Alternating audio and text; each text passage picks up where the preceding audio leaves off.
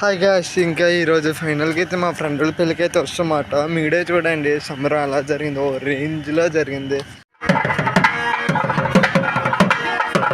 జనరల్గా ఎన్నో పిల్లలకి వెళ్ళి ఉంటాం, కానీ పల్లెటూరు పిల్లలు ఏటి ఉంటుంది స్పెషల్ అని వెళ్ళి చూశాను. ఇంకా వైబ్ అంటే నార్మల్ లేదు, ఇంకా ఊరంతా ఫుల్ లైటింగ్స్ జనాలతో ఇలా కూడా పెళ్లి చేసుకోవచ్చు అనిపించింది. నాకైతే ఒక జాతరకి వెళ్ళినట్టుగా అయితే అనిపించింది.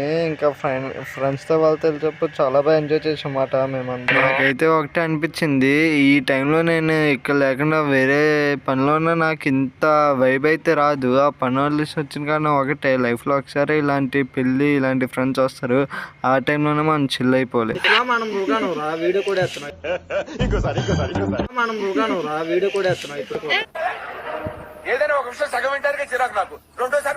నైట్కి అయితే అలా పెళ్ళికి వస్తామాట. మామూలు అలా ఫోటోలు తీసుకున్నారు. నేనైతే అక్కడ క్లైమేట్ చూసి భలే వైబ్ అయిపోయాను.